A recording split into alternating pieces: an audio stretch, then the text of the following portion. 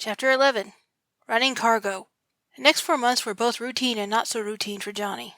Only a few trusted people on his trade routes knew his true identity. The rest thought that he had fled permanently into the desert to avoid arrest, and had sold the Dune Lady to Tim Smith, who had taken over Johnny's trade route, traveling with his daughter and Precious and his wife Aiko driving the Obsidian horse.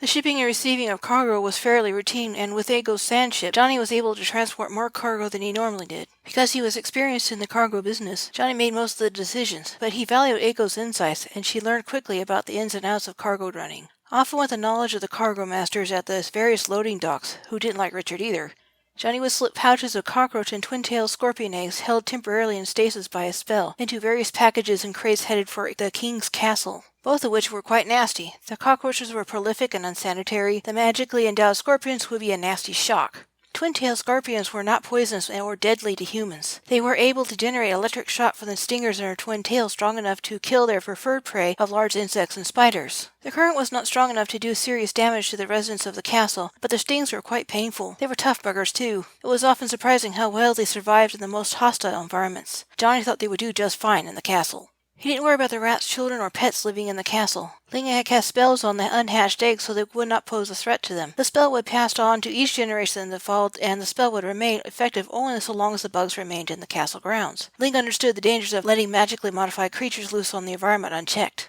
As the weeks passed, rumors began to recirculate around the cities and oasis towns that the king's castle was infested with pests they couldn't get rid of, and the staff didn't know how they got past the wards. The Black Witch tried to shore the wards up and use a spell to kill off the pests. For some reason, his spells kept failing. What he didn't know was the rats were deliberately messing up his potions by dropping their dung pellets into them. And when he tried Chancellor to make charms to do the job, the rats would use their own charms given to them by Ling and Elena to subtly ruin his spells so they never worked quite like what he wanted them to, often making the problem worse. He never discovered the rats were messing up his magic. He didn't know how intelligent the desert rats were.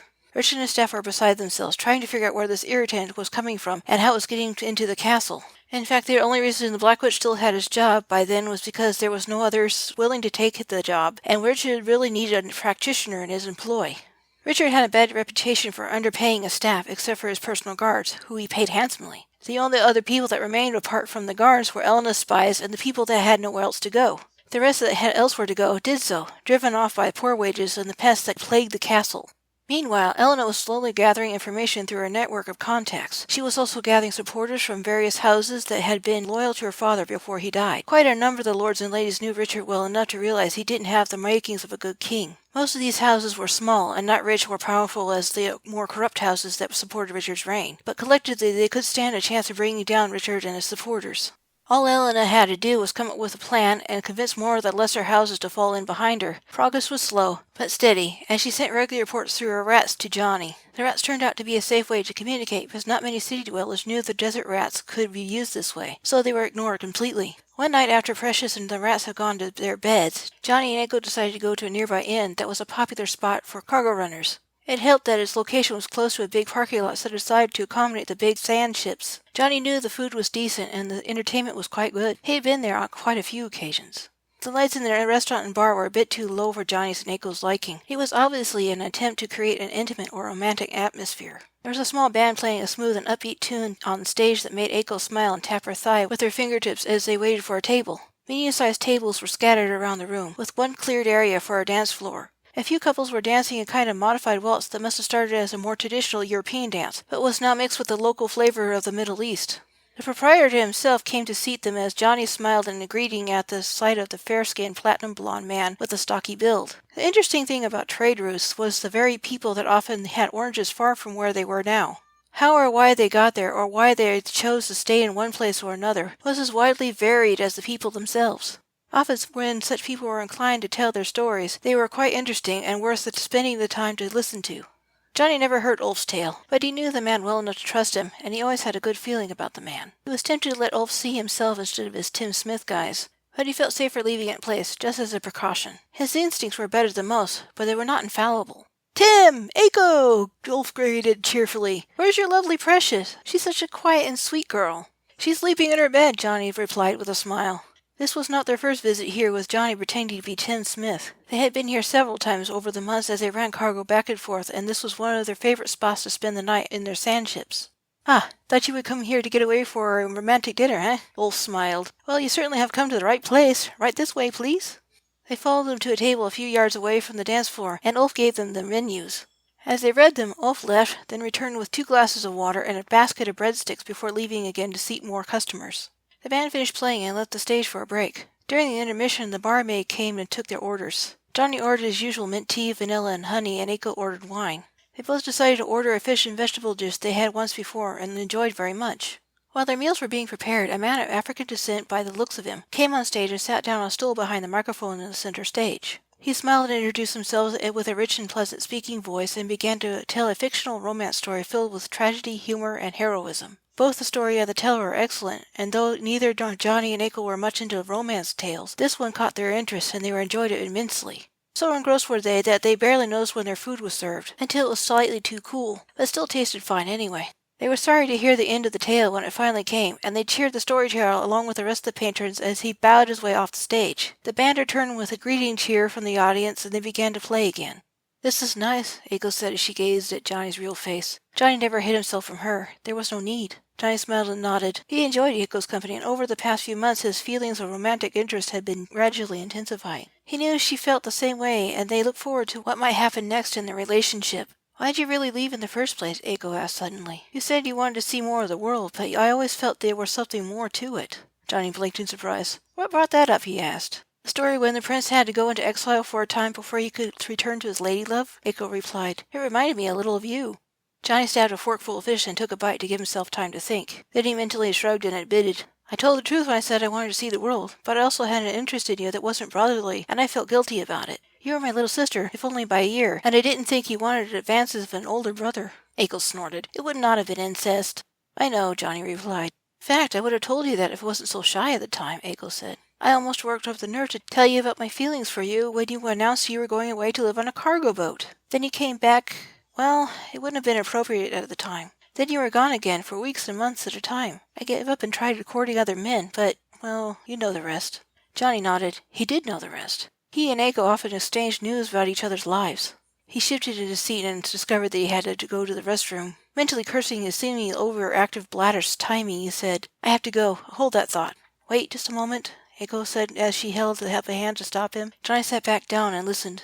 Would you like to give us a try? She asked. You seem to be at least thinking about it. Actually, I would, Johnny agreed, then grimaced as she suddenly had to go even worse. It's all right. Go, Aiko said as she smiled with understanding. Johnny hurried to the back where the bathrooms were, just to the right of the stage area. He found the restroom empty and picked a stall and then shut the door behind him. As he peed in the toilet, this was one of the few establishments that had them, he thought of Aiko's invitation to courtship. He knew there were risks to their present relationship as friends and siblings if he pursued this, but life was full of risks and sometimes one had to take a gamble in order to reap the benefits. It was a bit daunting, yet exciting too. He wouldn't have traded his time with Rebecca for a second, but part of him wondered what would happen to them if he stayed home and courted Aiko instead, as he secretly desired. Would Rebecca still be alive? Or would she have married someone else and died in childbirth anyway? As he finished up, he shook his head at such unanswerable questions. Only a seer like his sister Elena could tell him, and they were only dead possibilities that would be of no use to him. He was about to step out of the stall after flushing the toilet when something odd happened to him that made him pause. It happened again, a sort of bubbly feeling in his lower belly.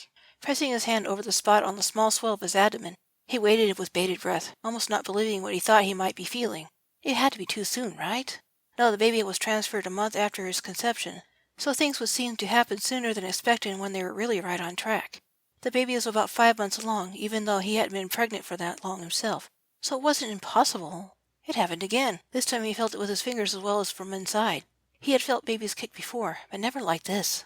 It always amazed him, and now it did so twice as much. Wow, kid, he thought as he placed both hands on his belly and waited in quiet wonder. He felt his cargo kick him again, and he smiled. Someone came in the door, and he suddenly remembered Aiko was waiting for him, and he quickly left the stall to wash his hands. In the mirror he saw his illusion self and a man he recognized. It made him feel as if his stomach sank to the floor. It was the captain of the guards that helped capture him. The man still looked the same, minus the uniform. He now wore just a tunic and loose breeches and boots. Same black hair, same short black beard, and scar on his right cheek, same rough features and hard eyes. Johnny kept his face neutral as he quietly washed his hands and tried not to stare at the man's reflection, even as his heart picked up its pace. He wanted to run, find Aiko, drive their sandships into the deep desert, and hide for the night. But he kept his head and pretended to be calm and carefree so not to raise any suspicion. Besides, the guard wouldn't recognize him anyway. The captain went straight to one of the wall urinals and used it. He didn't take long, and as Johnny was drying his hands, the captain of the guard started washing his. "What are you looking at?" he almost growled when he noticed Johnny staring at him and trying not to be obvious about it. Confident that his voice would not sound the same as his real one, he calmly apologized.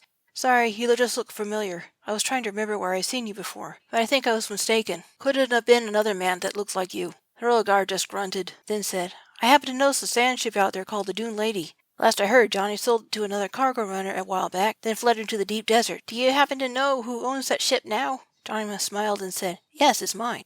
"Really?" the guard said with drunken interest as he raised an eyebrow. Johnny politely nodded in acknowledgement. "I don't suppose you have any idea where he went after he sold this precious ship to you?" Johnny shook his head. He never mentioned where he planned to go, and never said much of anything. All we talked about was the ship's features and haggling over the price. I had no interest in his personal business, and he didn't seem inclined to share any information.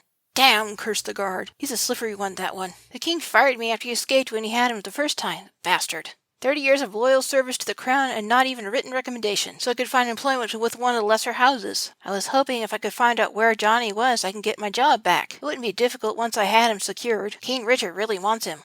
Last I heard, His Majesty thought Elena had tricked him into thinking she had done a maternity transfer spell on one of her servant girls, but after some consideration, he believed Elena too smart for that. He thinks Johnny's pregnant. Hee hee hee!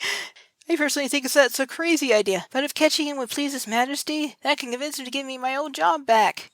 Johnny had to fight hard to keep the shock and alarm off his face. He faked a convincing laugh and said genially, "Good luck, man. I hope you get him. I agree with you. A pregnant man does sound preposterous." The drunken man laughed harder and nodded. "Well, I better get going," Johnny said as he turned to go. "Can't keep my wife waiting."